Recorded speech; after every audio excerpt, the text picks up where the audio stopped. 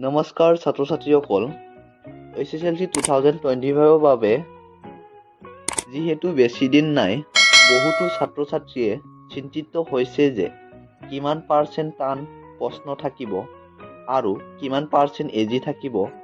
আজি এই ভিডিঅ'টোত আমি আলোচনা কৰিবলৈ গৈ আছো বিশেষকৈ science, social science, maths, English এই চাৰিটা সাবজেক্টত কিমান পাৰ্চেন্ট ইজি আহিব, কিমান পাৰ্চেন্ট এভাৰেজ আহিব আৰু কিমান পাৰ্চেন্ট ডিফিকাল্ট লেভেলৰ থাকিব, এইখিনি আমি চাবলৈ গৈ আছো।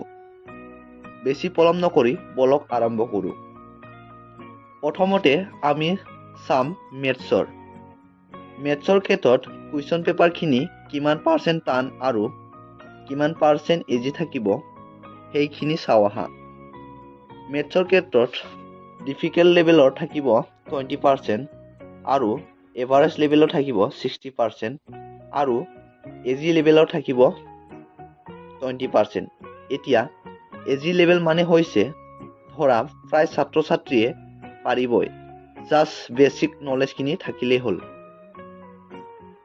গতিকে মেথছ 20% ইজি হ'ল। এভাৰেজ লেভেল মানে হ'ল যিসকল ছাত্ৰ ছাত্ৰীয়ে কিতাপখন আঁতিগুৰি মাৰি অধ্যয়ন কৰিছে ইয়াক এভাৰেজ লেভেল বুলি কোৱা হয়। এতিয়া এভাৰেজ মানে বুজি পালা আৰু ডিফিকাল্ট আছে 20%।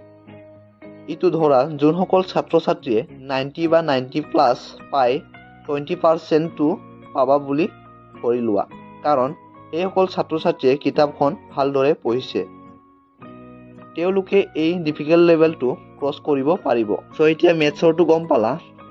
এতিয়া আমি চাওঁ ইংলিছৰ ক্ষেত্ৰত ইজি লেভেল থাকিব 30%, এভাৰেজ লেভেল থাকিব 50%, ডিফিকাল্ট লেভেল থাকিব 20%।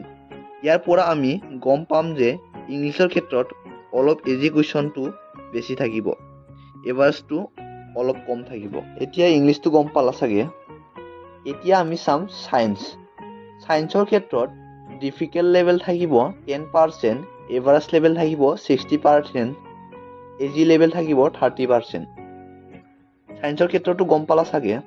এতিয়া আমি চাম সোশ্যাল সায়েন্সৰ ক্ষেত্ৰত। সোশ্যাল সায়েন্সৰ ক্ষেত্ৰত ডিফিকাল্ট লেভেল থাকিব 30%, ইজি লেভেল থাকিব 30%, এভাৰেজ লেভেল থাকিব 40%। ছাত্ৰ ছাত্ৰীসকল এইখিনিয়ে আছিলে আগন্তুক যি এক্সাম আহি আছে SSLC তাত আহিবলগীয়া ডিফিকাল্ট, ইজি আৰু এভাৰেজ কুৱেশ্যনৰ সংখ্যা বা পাৰ্চেন্টেজ। তোমালোকে ইয়াৰ পৰা এটা আইডিয়া পাবা যে কেনেদৰে কুৱেশ্যনছ আহিব পাৰে। গতিকে মেইন কথাটো হৈছে আমি কিতাপখন ফলো কৰিব লাগিব আৰু যিমান পাৰে আঁতিগুৰি মাৰি পঢ়িবলৈ চেষ্টা কৰা। আজিৰ ভিডিঅ'টো শেষলৈকে চোৱাৰ বাবে ধন্যবাদ আৰু যদি ভাল লাগিছে like, comment, share and subscribe কৰিবলৈ একেবাৰে নাপাহৰিবা।